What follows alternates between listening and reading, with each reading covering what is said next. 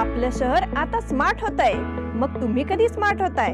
Smart न्यूजचे YouTube channel subscribe करा, smart बना। नोटिफिकेशनसाठी bell आयकॉनवर क्लिक करा। नमस्कार, मी अनुजा पाटील स्मार्ट न्यूजच्या आजच्या बुलेटिन मध्ये आपले स्वागत करते। सुरुवातीलाच एक नजर आजच्या ठळक घडामोडींवर। सोनाली फोगट मृत्यू प्रकरणाचा तपास सीबीआय कडे सोपवणार। रशियन सैन्याच्या माघारीमुळे युक्रेन पुन्हा वरचढ। आमदार अभय पाटील यांनी ठेवला स्वच्छता अभियानाचा आदर्श। संततधार पावसाचा पुन्हा एकदा धुमाकूळ। यावर्षी दसरा सुट्टी 3 ते 17 ऑक्टोबर पर्यंत। कॅम्प विभागीय प्रतिभा कारंजी स्पर्धांना प्रारंभ। हंचिनाळ येथील केदारनाथ मंदिराचा घरगुती देखावा ठरला लक्षवेधी। बाकणूर रस्त्याच्या दुरावस्थेमुळे आंदोलनाचा इशारा। आरएल लॉ कॉलेजमध्ये प्राध्यापक पालक मेळावा संपन्न। येळ्ळूर येथील प्रशांत पाटील यांचा हलता देखावा 21 दिवसांसाठी खुला।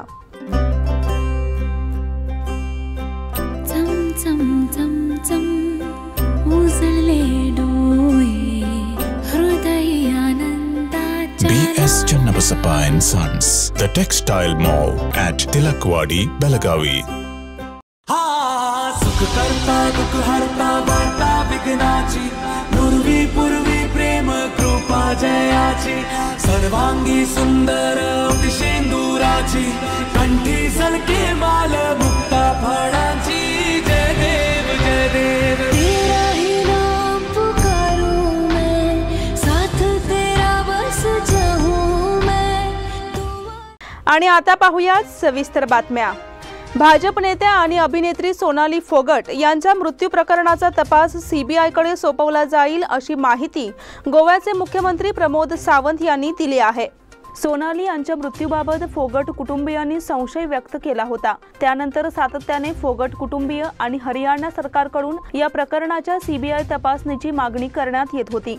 या संदर्भात केंद्रीय गृहमंत्री अमित शहा यांना पत्र लिहिणार असल्याचे सावंत यांनी सांगितले आहे। सोनाली फोगट यांचा गेल्या महिन्यात गोव्यामध्ये संशयास्पदरित्या मृत्यू झाला होता। प्रथम दर्शनी त्यांचा मृत्यू हृदयविकाराच्या झटक्याने झाल्याचे बोलले जात होते, मात्र त्यांचा घातपात झाल्याचा आरोप फोगट कुटुंबियांकडून करण्यात आला आहे। फोगट कुटुंबीय गोवा पोलिसांच्या तपासाबाबत असमाधानी असल्यास सीबीआय कडे हे प्रकरण सोपवले जाईल असे हरियाणाचे मुख्यमंत्री मनोहरलाल खट्टर म्हणाले होते। त्यानंतर आज गोव्याच्या मुख्यमंत्र्यांनी या प्रकरणाच्या तपासाची पुढील दिशा स्पष्ट केली आहे। रशिया सैन्याच्या माघारीमुळे युक्रेन पुन्हा वरचढ। युक्रेनमधील दुसरे महत्त्वाचे शहर असलेल्या खार्किव्हमधून सैन्य माघारीची वेळ रविवारी रशियावर आली। युक्रेन सैन्याच्या जलद हालचाली आणि जोरदार प्रतिहल्ल्यापुढे रशियाचे सैन्य टिकाव धरू शकले नाही। त्यामुळे खार्किव्हमधील महत्त्वाचे तळ पुन्हा युक्रेनच्या ताब्यात आल्याने युद्धाचे चित्र पालटण्याची शक्यता निर्माण झाली आहे। गेल्या आठवड्यापासून युक्रेन सैन्याची अत्यंत जलद आगेकूच सुरू आहे। त्यांनी खार्किव्हमधील महत्त्वाचे तळ आणि मार्ग पुन्हा ताब्यात घेतले आहेत। त्यामुळे कोंडी होण्याची शक्यता निर्माण झाल्यानंतर रशियाच्या सैन्याला डोनेस्क प्रांतापर्यंत माघार घ्यावी लागली आहे। हे युक्रेनच्या फौजांचे आतापर्यंतचे सर्वात मोठे यश मानले जाते। रशियाने डोनेस्कमध्ये सैन्याची कुमक वाढवण्यासाठी खार्किव्हमधील सैनिक पाठवल्याचा दावा केला असला तरी आता समर्थकही रशियावर टीकेची झाडे उठवत आहेत। चेचेन्यामधील रशिया समर्थक नेते रमझान कादिरोव यांनी रशियाच्या लष्करी अधिकाऱ्यांच्या चुकांमुळे माघार घेण्याची वेळ आल्याचा आरोप केला आहे। आमदार अभय पाटील यांनी ठेवला स्वच्छता अभियानाचा आदर्श। श्री विसर्जनाच्या नंतर निर्माण होणारी अस्वच्छता हा नेहमीच समस्येचा विषय असतो। ही अस्वच्छता दूर करण्यासाठी प्रशासनाने पुढाकार घ्यावा अशी नागरिकांची अपेक्षा असते। मात्र केवळ प्रशासनाला सांगून पुरेसे नाही, तर स्वतः देखील या स्वच्छतेसाठी पुढाकार घ्यायला हवा। ही जाणीव ठेवून बेळगाव दक्षिणचे आमदार अभय पाटील यांनी चक्क स्वतःच या अभियानाला प्रारंभ केला। तसेच समाजासमोर एक आदर्श ठेवला आहे। श्री विसर्जन झालेल्या श्री कपिलेश्वर तलाव तसेच रामेश्वर तीर्थ तलाव या ठिकाणी त्यांनी हे स्वच्छता अभियान राबवले। विसर्जनाच्या वेळी टाकण्यात आलेले निर्माल्य, काही प्लास्टिक पिशव्या आणि इतर कचऱ्याची साफसफाई करण्यात आली। तसेच हे सर्व कचरावाहू वाहनामध्ये ठेवण्यासाठी देखील त्यांनी पुढाकार घेतला।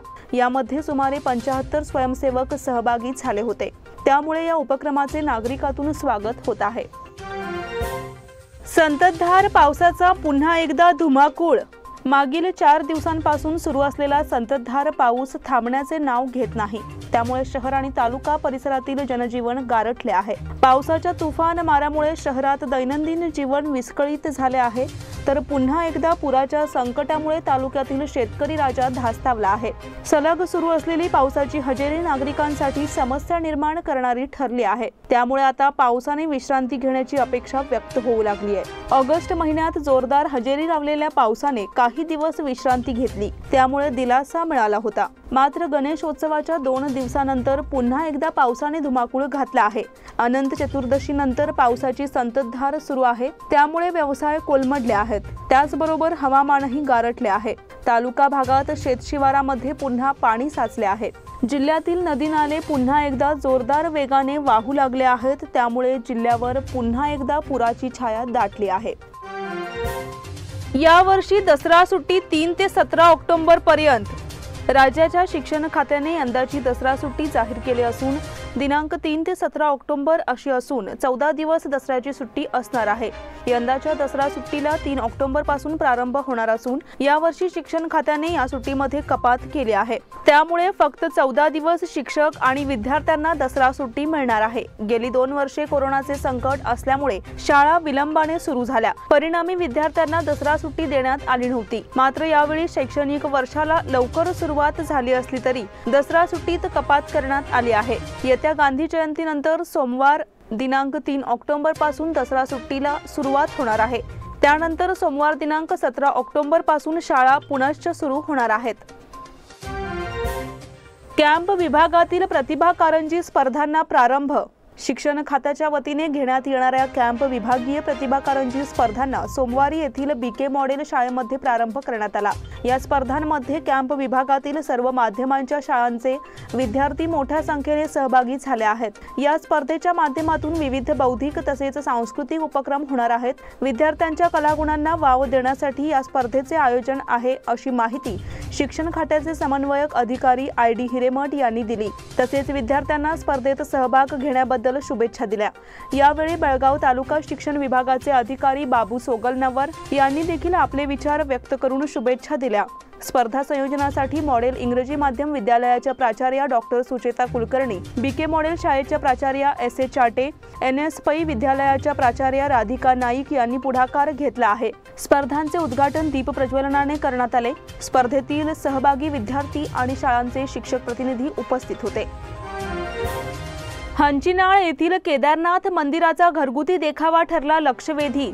हंचिनाळ तालुका निपाणी येथील कृष्णात कानडे हा युवक गणेश उत्सवामध्ये आपल्या घरामध्ये प्रत्येक वर्षी कोणत्या ना कोणत्या तरी पर्यटन स्थळांची किंवा धार्मिक मंदिरांची प्रतिकृती स्वतः बनवत असतो। यावर्षीही त्याने आपल्या घरी उत्तराखंड राज्यातील देशभर प्रसिद्ध असणाऱ्या आणि पर्वताच्या कुशीत असणाऱ्या केदारनाथ मंदिराची हुबेहूब प्रतिकृती आपल्या घरी तयार केली आहे। ही प्रतिकृती पाहिल्यानंतर आपल्याला काही क्षणासाठी उत्तराखंडमधील केदारनाथ या खऱ्या मंदिराजवळच आलो की काय असे वाटेल।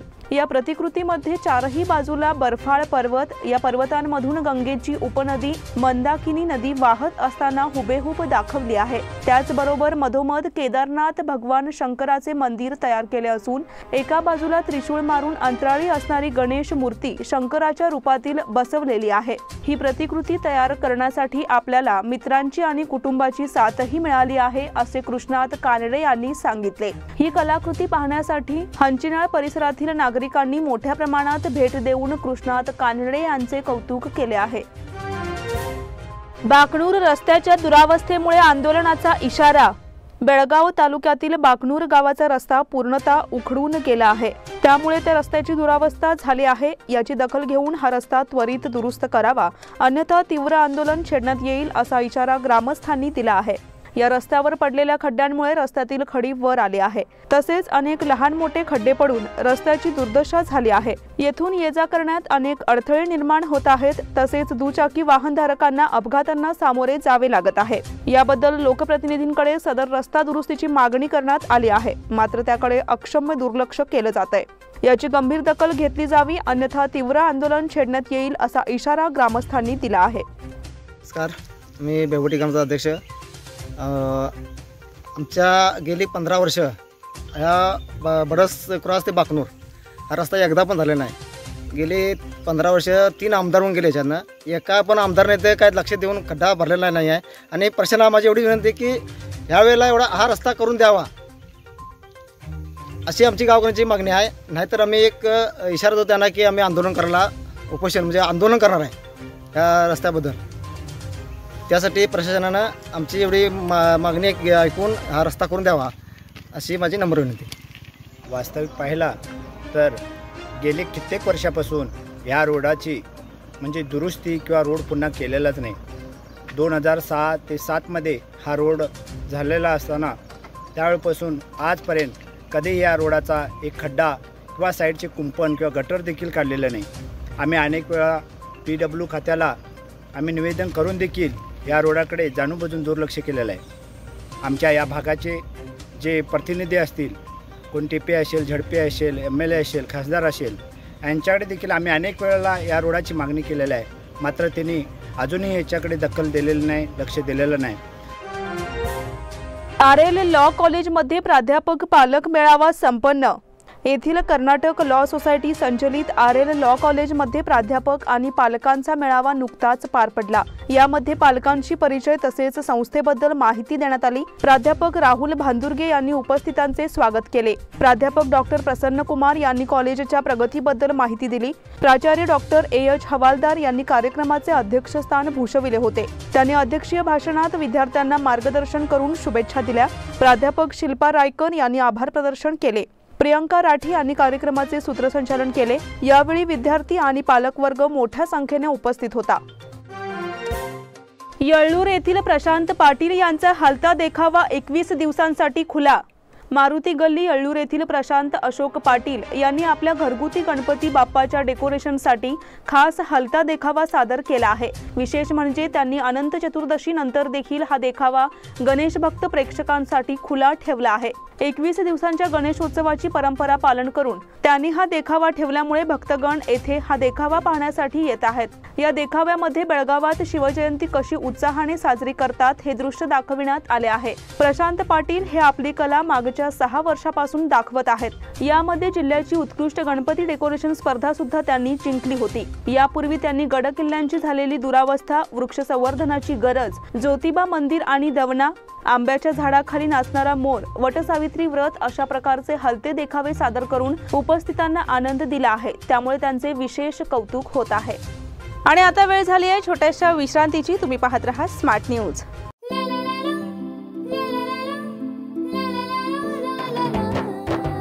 जले दीप अंगना में होगी रोशन दुनिया, पलकों तले छा जाए चांद तारों का साया, रंगोली में खिले रंग खुशियों की भी तरानी, तन मन झिलमिल जाए हर पल होंगी सुहानी, ये अटूट बंधन खिले हर आशियाना, रंग वस्त्रों का खजाना मन भाए आराधना, रंग वस्त्रों का खजाना मन भाए आराधना, आराधना मारुति गली बेलगाम, मन भाए आराधना। बेलगाम वासियों के पसंद में उतरा उड़ान बार एंड रेस्टोरेंट। सोशल डिस्टेंसिंग का ख्याल रखते हुए हमारा स्टाफ देता है बेहतरीन सर्विस का विश्वास। यहां है पार्टी और फंक्शन के लिए 3 आलीशान हॉल, कारपोरेट डिनर मीटिंग के लिए 3 अलग कक्ष, IPL मैच देखने के लिए 3 बड़े स्क्रीन की विशेष सुविधा। इसके साथ ही साफ सुथरा किचन जहां हमारा वेल क्वालिफाइड स्टाफ देता है क्वालिटी और हाइजीनिक फूड की गारंटी। तो फिर खाने की हो बात तो आना परिवार के साथ। उड़ान बार एंड रेस्टोरेंट, लिंगराज कॉलेज के पास, बेलगावी। फोन 0831 243577। विश्रांतीनंतर पुन्हा एकदा आपले स्वागत। बिबट्याच्या दहशतीमुळे मागील महिनाभरात रेसकोर्स मैदान सर्वसामान्यांकरिता बंद होते। यामुळे मॉर्निंग वॉकर्स आणि गोल्फ खेळणाऱ्या नागरिकांचा हिरेमोड झाला होता। महिनाभरापासून बिबट्याची शोध मोहीम हाती घेतली होती। बिबट्याने या ठिकाणाहून दुसऱ्या ठिकाणी स्थलांतर केल्याची माहिती वन खात्याकडून प्राप्त झाल्यानंतर रेसकोर्स मैदान पूर्ववत खुले करण्यात आले आहे। रेसकोर्स परिसर हा 250 एकर क्षेत्रात दाट झाडीने नटलेला आहे, त्यामुळे या परिसरात सकाळी आणि सायंकाळच्या वेळेत मॉर्निंग वॉकर्सची संख्या अधिक असते। शिवाय आबालवृद्ध फिरण्यासाठी मोठ्या संख्येने दाखल होत असतात। मात्र बिबट्याच्या दहशतीमुळे मागील महिनाभरापासून रेसकोर्स परिसर मॉर्निंग वॉकर्ससाठी बंद ठेवण्यात आला होता। दरम्यान वन खात्याने रेसकोर्समधून बिबट्या निघून गेल्याचे स्पष्ट केले आहे, त्यामुळे हे मैदान खुले झाले आहे। तसेच मागील महिनाभरापासून बंद असलेल्या रेसकोर्समधील गोल्फ खेळाला प्रारंभ झाला आहे, त्यामुळे गोल्फ खेळणाऱ्या नागरिकांतून समाधान व्यक्त होत आहे। शंकराचार्य स्वामी स्वरूपानंद सरस्वती यांना हिंदू जनजागृती समितीची श्रद्धांजली। द्वारका येथील शारदापीठ आणि बद्रिकाश्रम येथील ज्योतिषपीठ यांचे शंकराचार्य स्वामी स्वरूपानंद सरस्वती महाराज यांच्या देहत्यागाने हिंदू धर्मासाठी धगधगणारी ब्राह्मतेजाची ज्वाला शांत झाली आहे, अशा भावपूर्ण शब्दात सनातन संस्थेचे राष्ट्रीय प्रवक्ते श्री चेतन राजहंस यांनी शंकराचार्य यांच्या चरणी श्रद्धांजली अर्पण केली आहे। धर्मसम्राट करपात्री स्वामी यांचे शिष्योत्तम बनून त्यांनी जीवनभर हिंदू धर्माचा प्रचार आणि धर्मरक्षण यासाठी स्वतःचे जीवन समर्पित केले। वर्ष 2015 मध्ये काँग्रेट गोविंद पानसरे हत्या प्रकरणामध्ये सनातन संस्थेवर ज्यावेळी बेजबाबदारपणाचे आरोप झाले, तेव्हा नाशिकच्या कुंभमेळ्यात स्वतः शंकराचार्य स्वामी स्वरूपानंद सरस्वती यांनी प्रसिद्धी माध्यमांसमोर सनातन संस्थेचे निर्दोषत्व सांगणारी भूमिका ठामपणे मांडली। भारतात सर्वश्रेष्ठ असणाऱ्या शंकराचार्य पदावर आरूढ होऊन त्यांनी केलेले श्रेष्ठ कार्य इतिहास लक्षात ठेवील, असेही राजहंस यांनी म्हटले आहे। द्वारका पीठाधीश्वर और बद्री पीठाधीश्वर शंकराचार्य स्वामी स्वरूपानंद सरस्वती जी महाराज जी का महानिर्वाण होने के कारण हिंदू समाज की एक अभूतपूर्व क्षति हुई है। वे स्वयं तेजस्वी शंकराचार्य परंपरा के ध्वजवाहक थे, धर्म सम्राट करपात्री स्वामी जी के शिष्योत्तम थे। उन्होंने जीवन भर धर्म रक्षा के कार्य के लिए, धर्म प्रचार के कार्य के लिए अपना जीवन समर्पित किया। सभी भारत के हिंदू संगठनों के लिए तथा आध्यात्मिक संस्थाओं के लिए वे एक आधार पुरुष थे। स्वरमल्हार फाउंडेशन तर्फे बहारदार गायनाची बैठक संपन्न। स्वरमल्हार फाउंडेशन बेळगाव तर्फे शनिवारी दिनांक 10 सप्टेंबर रोजी आद्रिजा बसू आणि एलिक सेनगुप्ता कोलकाता या दाम्पत्याच्या बहारदार गायनाची बैठक संपन्न झाली। सुरुवातीला आद्रिजा यांनी राग मुलतानीमध्ये गोकुळ गाव का छोरा ही विलंबित त्रिताल आणि त्यानंतर नैनन में आन बान ही द्रुत एक तालातील बंदिश सादर केली। आपल्या गायनाची समाप्ती राग कामोद मधील 2 बंदिशी गाऊन केली। त्यांना नारायण गणाचारी आणि सारंग कुलकर्णी यांनी तितकीच रंगतदार साथ संगत दिली। तानपुरा साथ तन्मयी सराफ हिने केली। बैठकीचे दुसरे कलाकार होते अलिक सेनगुप्ता। अलिक यांनी आपल्या मैफलीची सुरुवात राग जोगकंसने केली। त्यांना संतोषपुरी आणि सारंग कुलकर्णी यांची सुयोग्य साथ संगत लाभली। सुरुवातीला आद्रिजा आणि अलिक यांच्या हस्ते दीप प्रज्वलन करण्यात आले। कार्यक्रमाचे सूत्रसंचालन आणि आभार तसेच कलाकारांचा परिचय रोहिणी कुलकर्णी यांनी करून दिला। मराठा सहकारी बँकेची सर्वसाधारण सभा संपन्न। मराठा बँकेच्या 80व्या वार्षिक सर्वसाधारण सभेत स्पर्धात्मक बँकिंग क्षेत्रामध्ये मराठा बँकेने केलेल्या प्रगतीबाबत उपस्थित सभासदांना माहिती देण्यात आली। मराठा बँकेच्या छत्रपती शिवाजी महाराज सभागृहामध्ये बँकेची वार्षिक सर्वसाधारण सभा खेळीमेळीत पार पडली। प्रारंभी बँकेचे चेअरमन दिगंबर पवार यांनी उपस्थित सभासदांचे स्वागत केले। यानंतर प्रास्ताविक भाषणात सन 2021-22च्या सहकारी लेखी परीक्षणानुसार बँकेला ए ऑडिट वर्ग मिळाला आहे। बँकेला यावर्षी 2,61,09,604 रुपये निव्वळ नफा झाला असून अ वर्ग सभासदांच्या 15% तर असोसिएट्स सभासदांना 8% लाभांश जाहीर करण्यात आला असल्याचे दिगंबर पवार यांनी सांगितले। सभेला बँकेचे संचालक बाळाराम पाटील, बाळासाहेब काकतकर, लक्ष्मण होणगेकर, BS पाटील, शेखर हंडे, सुनील आष्टेकर, सुशील कुमार कोकाटे, विनोद हंगीरकर, मोहन चौगुले, लक्ष्मण नाईक, रेणू किल्लेकर, नयन मिरजकर, BB खंडागळे, जयराज मोदगेकर आणि सभासद मोठ्या संख्येने उपस्थित होते। शेवटी व्हाईस चेअरमन नीना काकतकर यांनी आभार मानले। लंपी स्किन रोगाच्या धास्तीमुळे जनावरांचा बाजार संकटात। तालुक्याच्या पूर्व भागात जनावरांना लंपी स्किन रोगाचा प्रादुर्भाव जोरात सुरू आहे। रोगाचा संसर्ग टाळण्यासाठी जनावरांचा बाजार बंद करण्याचा आदेश देण्यात आलाय। याची माहिती शेतकऱ्यांना नसल्याने शनिवारी शेतकरी आले होते। त्यांनी रस्त्यातच जनावरांचा बाजार भरविला। शेतकऱ्यांनी एपीएससी बाजारपेठेच्या प्रवेशद्वारातच जनावरांचा बाजार भरवून खरेदी विक्री व्यवहार केला। रस्त्यावरच शेतकऱ्यांनी गर्दी केली होती। तालुक्यातील बसवनकुर्ची, सामरा, निलजी, बसरीकट्टी आदी गावांमध्ये जनावरांना लंपी स्किन रोगाची बाधा झाली आहे। 15 जनावरांचा मृत्यू झाला असून संसर्ग टाळण्यासाठी पशुसंगोपन खात्याकडून जनावरांना औषधोपचार करण्यात येत आहेत। रोगाचा फैलाव रोखण्यासाठी तालुक्यातील जनावरांचे बाजार बंद ठेवण्यात यावेत, यासाठी जिल्हा अधिकाऱ्यांना पशुसंगोपन खात्यातर्फे निवेदन देण्यात आले होते। त्यानुसार जिल्हा अधिकाऱ्यांना एपीएमसी अधिकाऱ्यांना बाजारपेठ आवारात शनिवारी जनावरांचा बाजार भरविण्यात येऊ नये अशी सूचना केली होती। त्यामुळे सुरक्षा रक्षकांनी आत प्रवेश दिला नाही। त्यामुळे एपीएमसीच्या दुसऱ्या क्रमांकाच्या प्रवेशद्वारातच बाजार भरविण्यात आला, तर काही जनावरे कंगराळी खुर्द गावच्या मुख्य रस्त्यावर उभे राहून खरेदी विक्रीचा व्यवहार करण्यात आला। प्राध्यापक डॉक्टर विनोद गायकवाड यांच्या साहित्यावरील चर्चासत्र संपन्न। समाजमन प्रवाहित करण्याचे काम साहित्यिक करत असतात। या साऱ्या कसोटीवर डॉक्टर विनोद गायकवाड यांचे साहित्य उतरते। त्यांचे साहित्य सर्वस्पर्शी असल्याचे मत सातारा येथील प्राचार्य डॉक्टर यशवंत पाटणे यांनी व्यक्त केले। राणी चन्नम्मा विद्यापीठ मराठी विभाग आणि माजी विद्यार्थी संघटना यांच्या वतीने शनिवारी कुवेंपू सभागृहामध्ये कार्यक्रमाचे आयोजन करण्यात आले होते। अध्यक्षस्थानी विद्यापीठाचे कुलगुरू प्राध्यापक एम रामचंद्र गौडा होते। त्यांच्या हस्ते रोपट्याला पाणी घालून कार्यक्रमाचे उद्घाटन करण्यात आले।